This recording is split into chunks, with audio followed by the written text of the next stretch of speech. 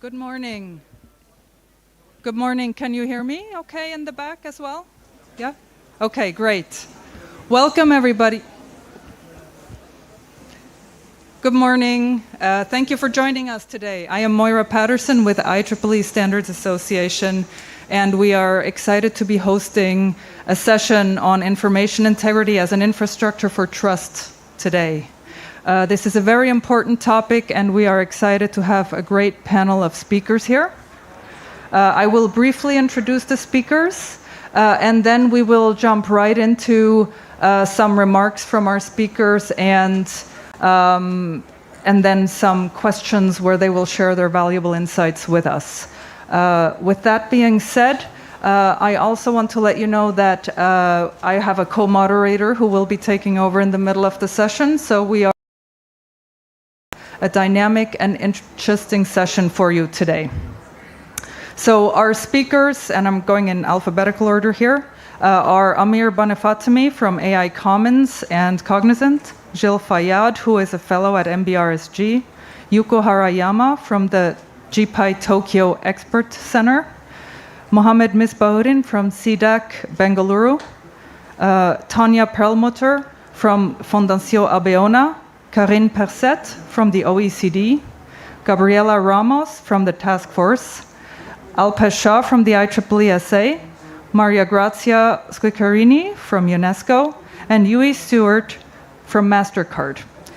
We are very excited to have this panel here and to hear from them. But to kick us off, we want to start with two very brief provocations to really talk about the importance of our topic today. So first, I welcome Alpesh Shah to the stage.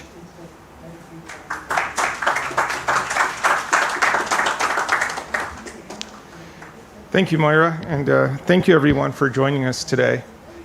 You know, it's a very interesting time because here we are to celebrate all of the ambition and power of what AI can bring.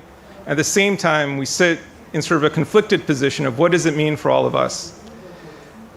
And often now the question becomes, why does the world need to focus on information integrity and trustworthy information and online ecosystems? And a lot of this comes down to the point of, as much as we're seeing more and more people making use of AI chatbots, AI systems, innovative approaches, at the same time, there's a level of mistrust in the information people see online. And it's not just the information in terms of what they're consuming by reading, it's also the deep fakes. It's also the improvement over social heuristics. It's also the issues that we see in the interactions that children have relative to many of the systems out there that were never designed for them, but were designed for different business models that didn't really enable access to information in a way that allowed them to retain their agency. And as a matter of fact, if you take a look at this, the OECD AI incident monitor simply continues to show more and more incidences, not less and less. And of course, this is if you have a flashlight and you aim it at something, you see more of it. But there's so much more at the same time happening that we're not taking accountability for. And this means that now we begin to come at a point in our lives, this inflection point as a whole, where we must start to really think about now, are we working together in a way to look out for the best interests of humanity? Are we really taking into account the necessary types of methods by which we work together, despite all of the volatility we see? And can we accept the volatility without doing something about it? Here, we see a very important opportunity for us to not neglect during our time here over the next 4 days. And this is very much about developing proactive governance frameworks, the ones that can allow for improved interoperability across systems, reestablish trust at a global level, and in an open manner with inclusion of different stakeholders, right? One of the signs when you came in It's also about not just AI for AI, but AI for inclusion, AI for innovation, responsible innovation, safety. All of these things, they don't exist on their own. And these systems we're designing are meant for people in the end, not for the systems themselves. And I will share at least that, from my perspective, as a public charity with over 500,000 technical engineers across 190 countries, with a mission to advance technology for humanity, this is one of the reasons why we have dedicated such a considerable amount towards the advancement of AI ethics and AI ethics-based frameworks.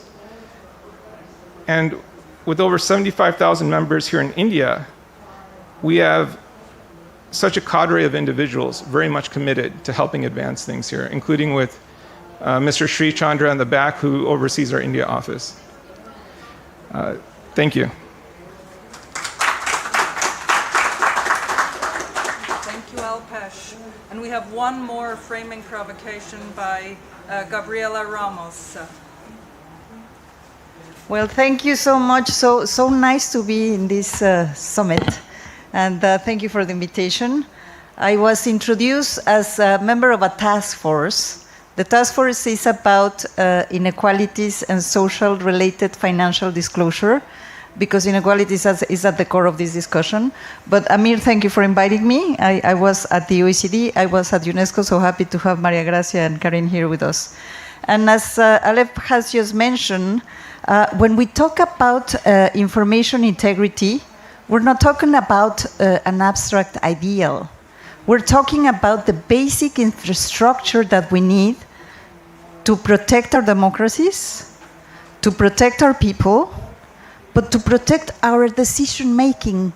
Each one of you get information that nurtures your thinking and also the decisions that you need to make. So it's really the core of our societies, and as you mentioned, the trust that we need to operate in this field. And therefore, when we think about that the ecosystems can be tampered, that the ecosystems can be put into danger, and the integrity is just flawed with the misinformation and disinformation, we know what we're talking about. And then we get the generative AI, which can do these things, manipulation, filter bubbles, and all the dangers and the risks that we face in the internet space at scale. And it's very difficult to identify it. It's very difficult to protect ourselves. And when we think about the governance in a way that is just voluntary principles, let the market decide what to put in the platforms or not, and if there are dangers, they will correct. I think this is a question of core governance of our systems and protecting our citizens. And therefore, it cannot be led just to the private sector alone. And then I was also asked to address one of the issues that is, I feel, the most risky part of all the whole system, which is youth. Young people, children, because they live in this ecosystem filled with fits that might be not the reality that we were private when we were younger. And therefore, they have very clear difficulties to define what is real and what is wrong, what is true and what is not. And therefore, they get trapped into these systems that can be really misleading.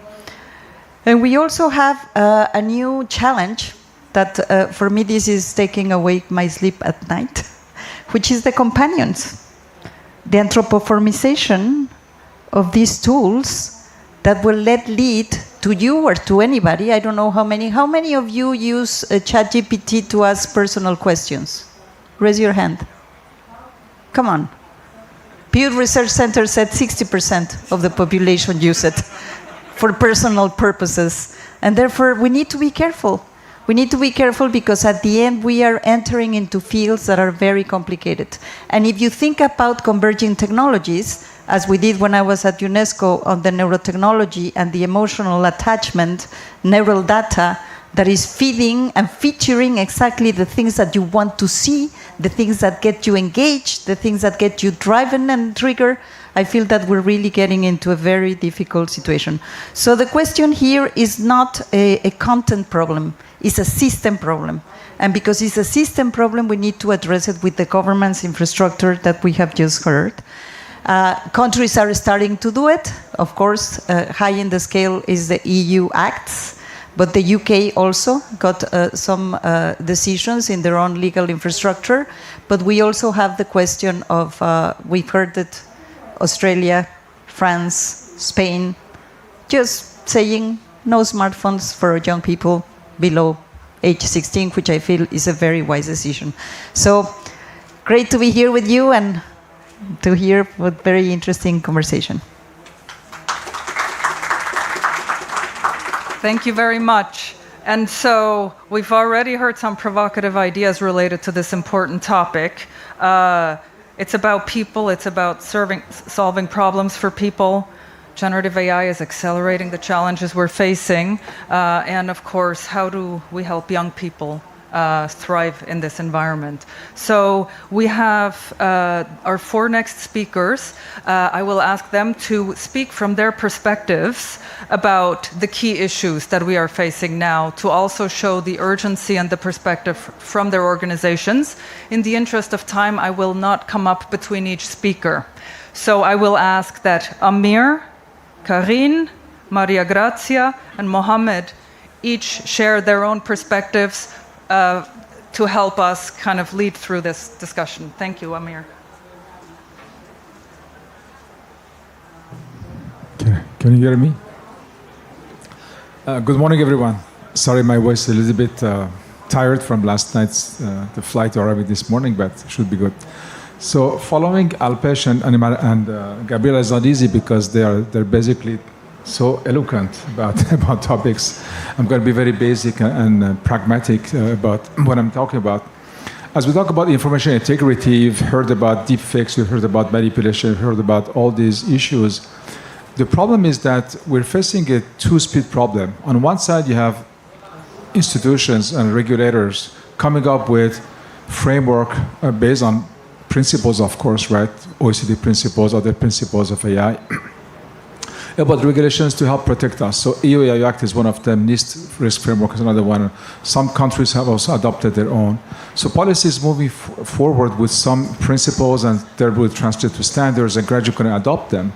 But at the same time, we see an increasing growth of AI deployment as a very rapid scale that leads to this dichotomy, this difference of speed between policy and between technology deployment. And this creates a chasm because we don't sync them together, and policy may fall behind a little bit because every time there is something new happening, we need to think about it and we're catching up instead of being preventive about it. So when it comes to to misinformation or manipulation or deepfakes or anything of those, there's really 3 issues. One is that people can be bad and use systems for their own benefit, so they're called bad actors. So this is really a threat. You used to use cybersecurity capabilities for that and to protect systems. But AI can be also make mistakes because the models are not trained properly, because there is issues with data, because we build systems that are not fully transparent, accountable, and there are some systems that are operating. The third wave is the wave of agents, where now we have situations where they can be autonomous and not necessarily being bad actors, but somehow not making a mistake, but voluntarily changing their objectives and come up with new methods. So in these 3 scenarios, what is left for us humans? How can we trust information? Is it because it comes from Wikipedia, it comes from an encyclopedia, or my teacher, or our governor, or is it because it comes from a scientific article on Nature? So what should I believe? We recently did a conference, scientific conference about a year and a half ago called Ishkai. And we did that conference, we authorized authors to use the chatbot of their choice, ChatGPT or Claude or others. And we asked them to mention that they have been using this. So we, as judges, reviewed all those scientific papers. And we didn't pay attention, but 2 professors basically paid attention and realized that some of the references in the bottom article are references to famous authors at other conferences never existed. So you've seen this before, right? So we're becoming scenarios where even scientific papers may lose the true north. So what is the situation that we have to do? So really these two speeds are an issue. So when we thought about this aspect, we're thinking about that, how can we accelerate innovation to catch up? Because innovation in policy is not fast enough, and innovation by private companies is growing at its own speed, and open source is doing its own, and we're all learning and catching up quickly, but there is no sync between the them. So if we really wanted to have a framework of trust and information capability to be trusted, maybe we should sync the two of them and figure out scenarios where we can both implement scenarios that are technically valid and sound and trustworthy and accountable and with liability frameworks, with transparency, with provenance, but at the same time be able to implement policy that is built with incentive, but also with mechanisms of control. These two are not synced, so the purpose is to sync these two. So what you're going to hear today, a little bit of the thinking that came out of the meeting of many minds about how we can actually think about accelerating innovation to catch up these two elements, because now they're disjointed, right? Many smart people are thinking about policy. Many of them are here today or in these forums.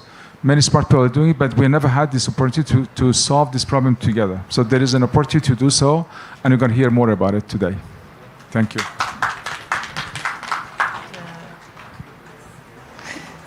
Thanks, Amir, and hello to everyone. It's a pleasure to be here. My name is Corinne Perset. I'm deputy head of division of the OECD's division on AI and emerging digital technology, and delighted to be here today. I won't repeat what my colleagues have said before, and just want to echo. I think that what Gabriela said about the children and their reactions speaks very, very much to me, because I have 3 teenagers, and I see what they do and what they say with their social medias, with ChatGPT, with all kinds of other GPTs, and many things that I don't see. But the things that I do see are pretty scary, because they really show that they're not prepared, they're not equipped to deal with this with so much information. They have no way to navigate this world. It really calls for helping them, because they're younger, they're more vulnerable, they don't have the experience that we have as grown-ups. They need an environment where the trustworthiness of information is ensured, or at least that in some places, and many more challenges.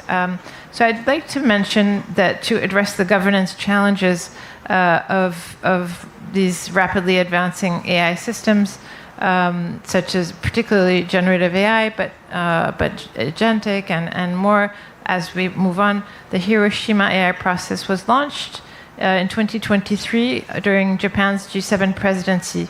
And this was really about promoting international governance on AI, international cooperation, on AI governance. And the G7 at that point called on international organizations, the OECD, the UNESCO, AI Commons, IEEE, international organizations and multilaterals, to promote international cooperation on policy developments and practical projects, including on information integrity, because you really can't distinguish the policies from the practices, and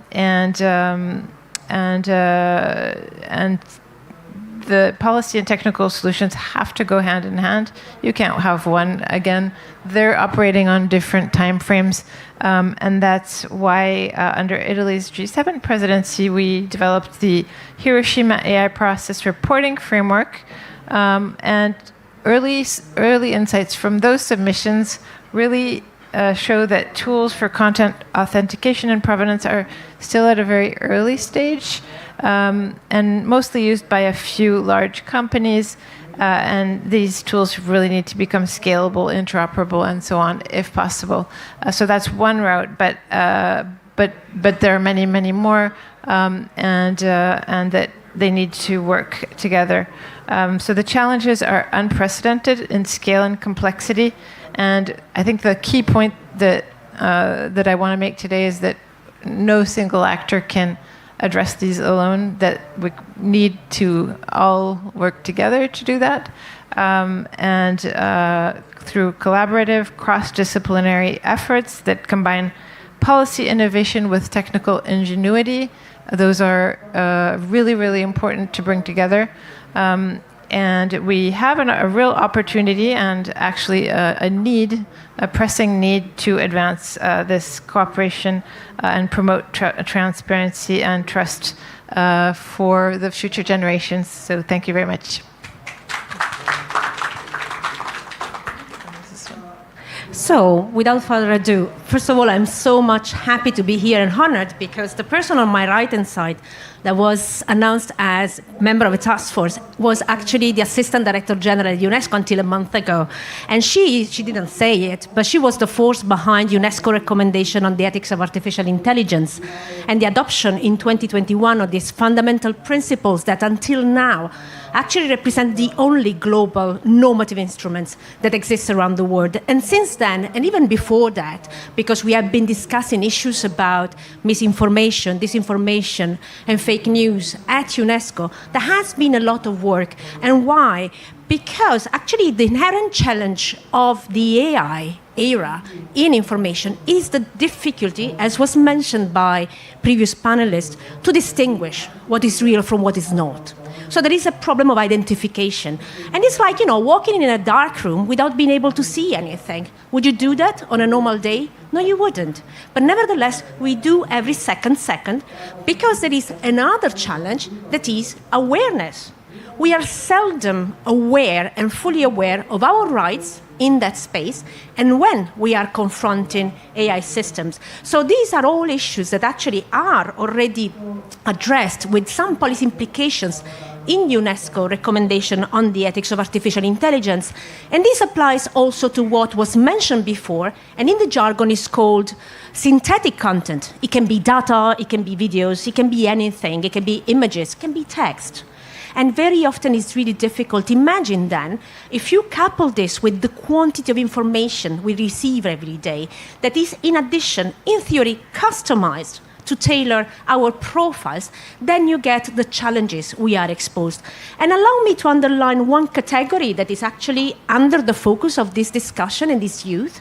Youth is a priority group for UNESCO because we recognize the centrality of not only being part of the discussion, because they're going to outlive us and the future is theirs, but they're very part of this very present. And I think that's sometimes the mistake that is done. And again, under Gabriela's leadership, we launched at UNESCO the youth as researchers. That is, let's discuss issues that affect the youth, not talking about them as a problem or as a category to be dealt with, but as part of the conversation and part of the solution, part and parcel. And why that is fundamental? Because it also links, for instance, to all the work that UNESCO does in relation to education, skills. Karim was mentioning the fact that this goes much beyond what is awareness and goes also about our cognitive skills, our emotional skills, as Gabriela was mentioning. So these things are completely intertwined. And let's also look at what in the jargon of economists is called spillovers. By the time we discuss issues related to misinformation and disinformation and trustworthiness for the youth, we are actually addressing another category which we seldom talk about, and these elderly people. The problem is very similar, although for very different reasons. Young people were born digital. Young people trust technologies because they think they're part of their own life. Older people, they have the choice, typically because they are technophobic to some extent. They have difficulty in engaging with the technology. They have this bifurcation of choices whereby either you trust them in full because, frankly, you're not able to deal with, or you distrust it. Now, going to the issue of trustworthiness, the problem with it is that if we cannot trust the technology will also become inherently worse because the data we are going to convey will be patchy, And fixing patchy data to have predictions that are accurate is actually a very challenging thing to do. And now allow me to close with one thing. There is nothing more dangerous than giving something for granted. And this applies, of course, to information and the trustworthiness of the information, as it applies to institutions, as it applies to values, human rights, and democratic values. Back over.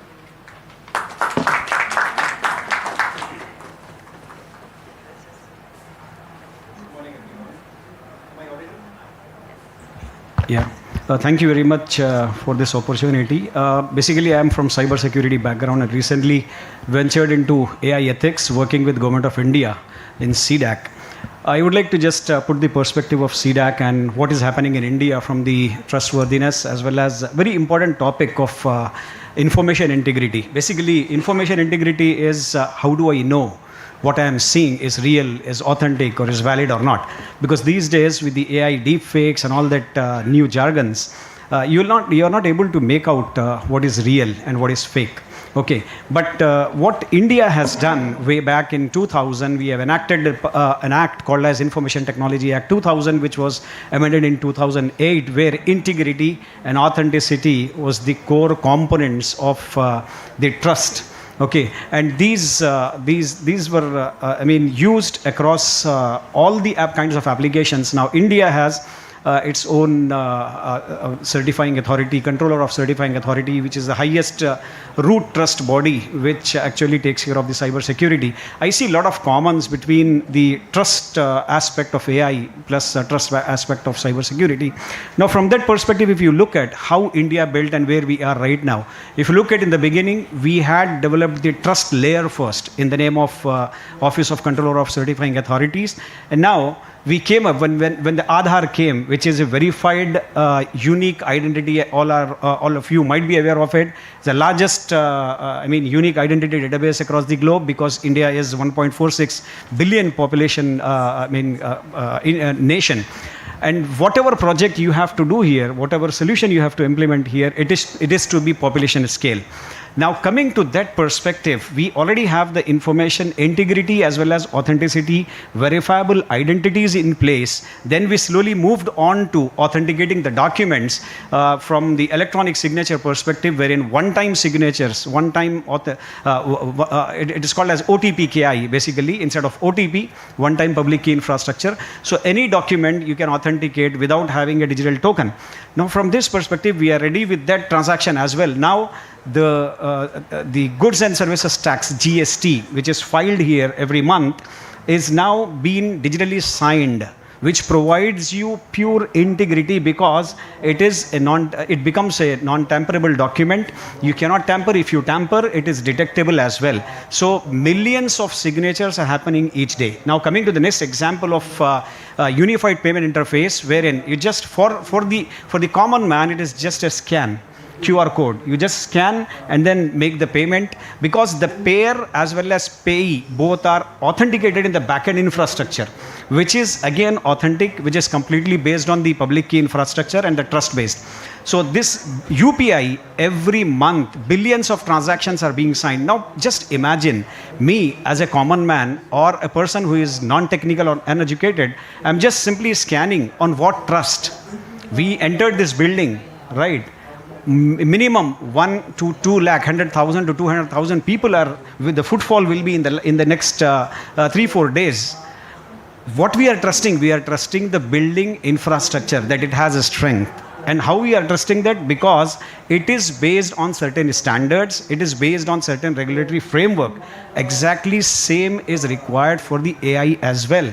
It is not only the policy, it is not only the regulatory framework that we announce, we have to announce the infrastructure as a layer in digital public infrastructure, which India has already been doing. Now look at the first center of excellence in DNS security.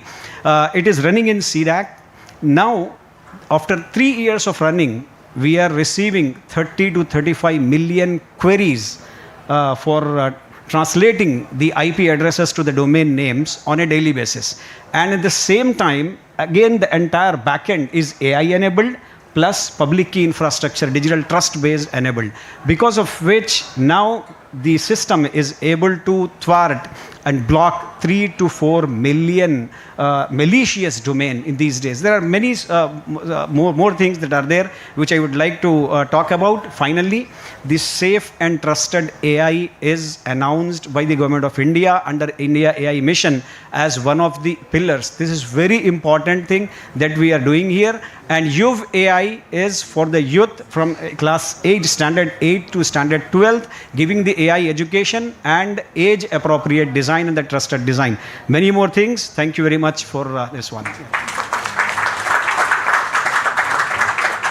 Thank you very much for all of those insights. And we heard a lot of the common themes about multidisciplinary cooperation, about all the different layers and technical aspects and policy aspects and regulatory frameworks that are needed. And so I will now hand over to Tanya, who will take us through the second part of this session. Thank you. Hello, everyone. So I'm Tanya Perlmutter with Fundación Abiona, and everything. There was an incredible energy in the first part of this panel talking about what the problem is. I think we all understand now that we cannot do anything by ourselves, that trust is a fundamental human rights issue, and we have to come around and find solutions. And I'm so proud that we have this coalition here together working on this. And this second part of the panel will be addressing what, as a coalition, we could do together to move forward and find solutions. And Mohammed already addressed some of the technical parts. But let's see what we can do. And let's start with Yuko, who is going to be speaking about how education is important and how there cannot be only one solution, because culture, every country's culture is important. Thank you so much. I started calling my former OECD colleagues, Gabriela, Karin, and Maria Grazia, because I have not children, but the grandchildren. We may call them AI natives. And it's my concern, personally, how they will grow up. Because we don't know yet what could be impact of using AI everyday life for the development of children. And they are underway to experiencing and learning and integrating in themselves emotional skills, normal value systems, and how interact human-to-human interactions. And most of all, I would say they are learning agency to be themselves. And we don't know it, but really, in the practical sense, they're all using already. Even my small children of 5 years old, they're playing with it. It's practical and it's fun. But less and less time spending for human-to-human interaction, and we don't know yet.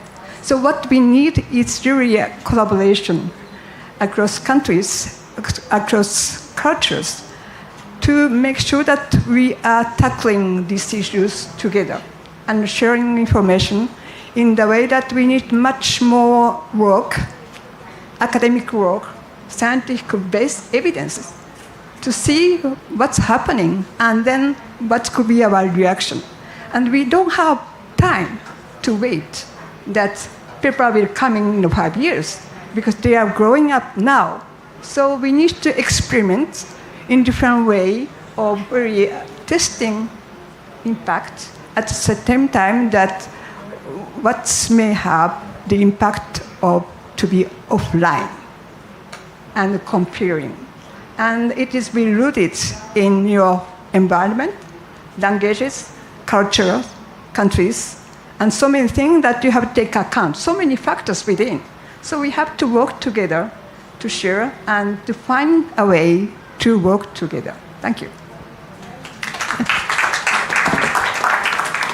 Thank you, Yuko, and I really appreciate what you mentioned about time. Time is critical here. We need to be together and work together and do it very quickly.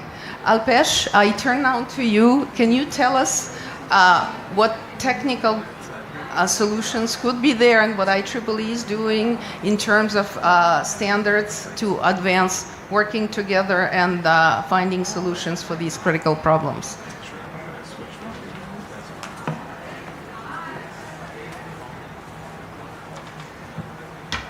So, the technical piece is interesting, but I think when you listen to what everyone has shared so far, the problem hasn't been the technology.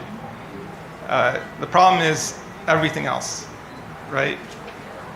We haven't figured out how to evolve in the same rate that the technology is now evolving. It's outpaced the way that we've been thinking about it in many ways. And so these concerns that we're talking about are the type that parents, adults, others, they're not familiar with, right? And so this adds to this layer. So when our colleagues from UNESCO shared that it was important to have the youth involved in it, they're absolutely right. Because who better than the natives that are working with it, that understand it? In many cases, a 16-year-old has 16 years more in experience than an adult. Yeah, they've learned the mistakes. We haven't yet. This is why it's important when you talk about having frameworks that allow those that are affected to be included. Inclusion is a very critical element here. And we also heard from Amir about the issue of struggling with reality. And yes, this is also a real problem. We saw this happen when metaverse technologies were advancing, but when there were crimes occurring, people really felt as if it happened to them. Haptic technology caused people to feel the actual reaction, and it stayed with them the same way psychologically. It means that there's a fictive line we've drawn between digital and reality. There's just reality. We should stop pretending. And the governance then that is required is a governance type of system that hasn't existed for quite some time. But the type we need is one that allows us to work together quite effectively. For us, from the side of standardization, I'll say that we are a global organization. We see all kinds of problems. You know a standard is good when nobody's happy. That's how that works. But think about it this way. You have a room full of people that want to kill each other. And yet at the end, they all have come to a conclusion that they can live with. That is what a standard is. So if you can imagine that it can happen here, it can also happen elsewhere. This is why, and I think it was very well said earlier, there's a great deal of work that every one of our institutions have done. If you take age-appropriate design as one, we've had Indonesia, the UK, number of states in the US, Brazil, Australia, China now, a number of countries taking up this fight around age-appropriate design based off of our work. At the same time, we've seen a host of them take on our AI ethics elements. We have over 250 different initiatives at IEEE right now on AI. And a high percentage of those now also cover the socio-technical elements. And why? Engineers are incredibly smart. Engineers have incredible heart. But it's not always easy to translate from what you know so well into gray areas. This is why we've created tools and norms to help. But I go back to the point that was raised earlier. No one can do it alone. Because nobody has the context alone of every single problem that could exist. That means you must have a way, no matter how much you want to close yourself off to everybody else. You must have a way to interact with others. Sovereignty is not about closing yourself off to everyone. Sovereignty is the ability to make your own choices. And this is why I'm very excited to be collaborating with OECD, AI Commons, and many of the others, UNESCO, and a host of others on this global trust challenge. Because as much as what we've done is making a difference, as much as UNESCO has done is making a difference, as much as everyone, the work they're doing is making a difference, the point is there are multiple models that are required.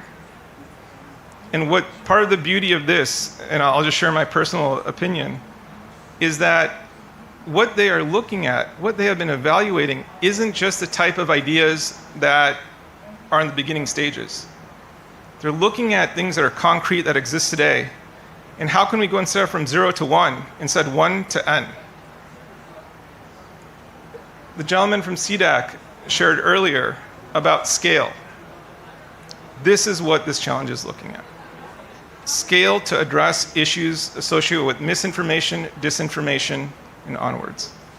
So, from my own perspective, I see the challenge itself, as well as the modes and models of governance that are emerging through these various partnerships, being a very interesting mechanism to both engage with, as well as to perhaps even partner with in the future. Thank you.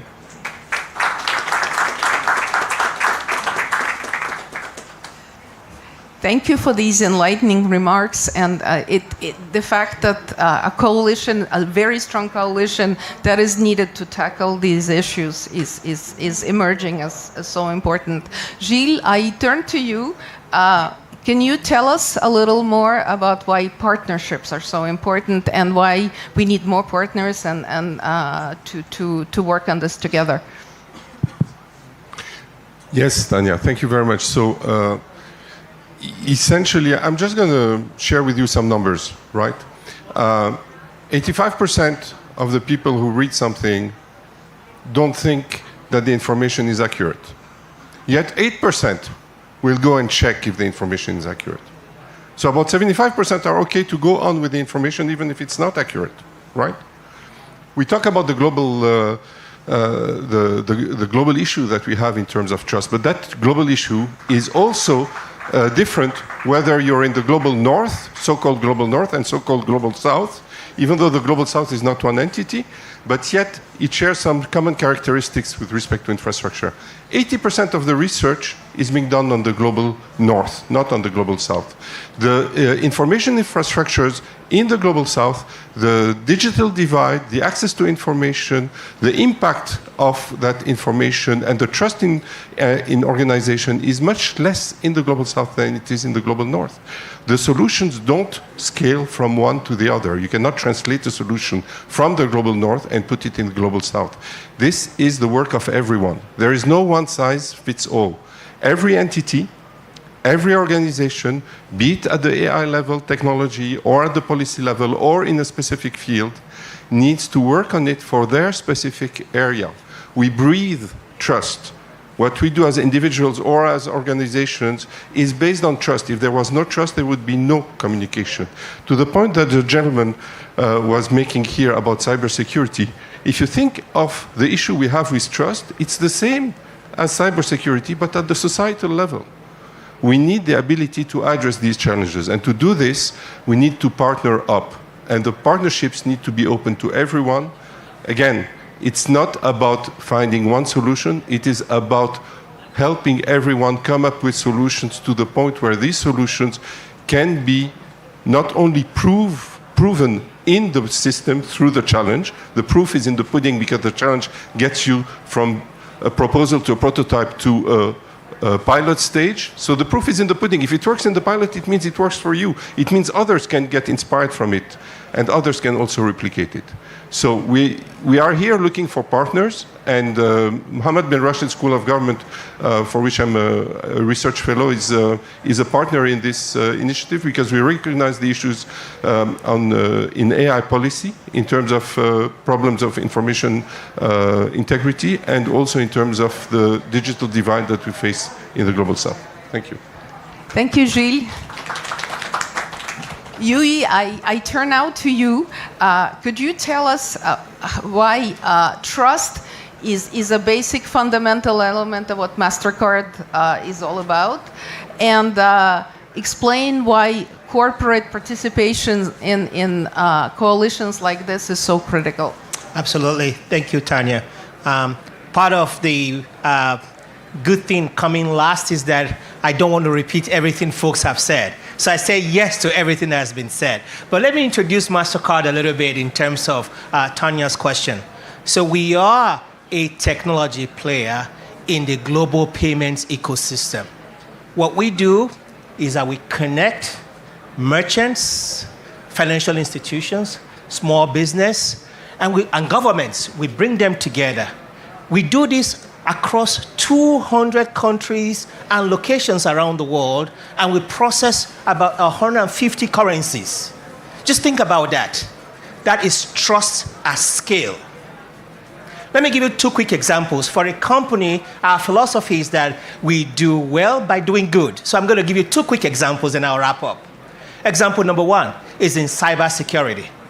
Do you know that in the last 3 years, we have prevented nearly $50 billion in fraud? Cybersecurity is key to information integrity. One last quick example, because I sit in the Center for Inclusive Growth, and you all have talked about the inclusive component of this. Think about what happens in the Global South, where there is misinformation. And a small business owner is actually told that you can't use WhatsApp because if you do, they're going to steal your information. And this small business owner stops using WhatsApp because of misinformation. What has happened? The very infrastructure that supports business is destroyed. And this person is set back economically. That's why we need to be honest with information integrity. Thank you. Thank you. Very, very clear. Gabriela, I turn to you for closing remarks, and you and I will probably talk together about what is why the Global Trust Challenge that is now open as a crowdsourced solution to solve these problems all over the world is so important. Could you please tell us? Let me just. Not working. Can I have yours? Yes. Thank you. Well, let me say that I want to finish with a positive note for our audience. You've heard it. We have solutions. There are solutions to this problem that we're facing. Of course, the Global Trust Challenge, and we're calling for everybody to come with their own solutions. You have something to do by yourself in terms of having critical thinking, in terms of questioning what you receive, in terms of media literacy. Merve, you here with KDP, with the AI literacy is so important. We have technical solutions, and I'm so glad that we are in your hands, because at the end, what if we just ask that whenever there is this synthetic content that Maria Gracia mentioned, we have a watermark? Shouldn't we be protected like that? When it's content generated that is not real, that we know that is not, and the technical solution is there. Age verification is there. But there is nothing more important than policies. And that's where you hold your countries accountable. Yes, global cooperation, but each country has the tools. It's not that we live in the Wild West. We have the legal infrastructure there that prevents misinformation, probably in the old age, but at the end we need to upgrade it and we need to cover for the new challenges that we are facing. So you also have something to do because you need to go back to your governments and hold them accountable. We need to go back to the companies and hold them accountable and to get liability regimes, because there's nothing more effective than having a sanction when something is wrong. So let's just get that right and enjoy the ride in the internet and the AI beautiful space. Thank you so much for that. You heard from Gabriela. The Global Trust Challenge is a coalition of high-level partners. We are all here.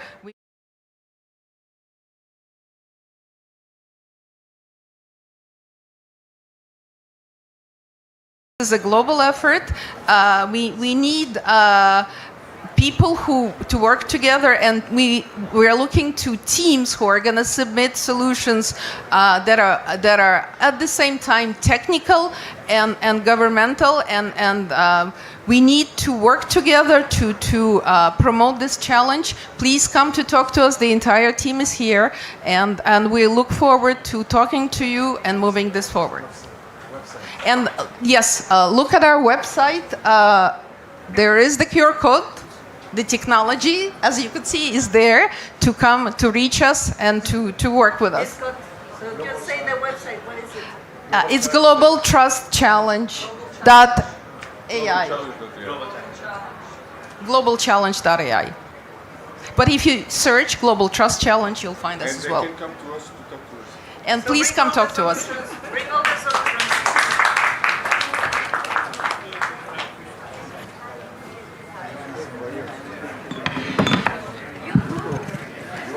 How many directions?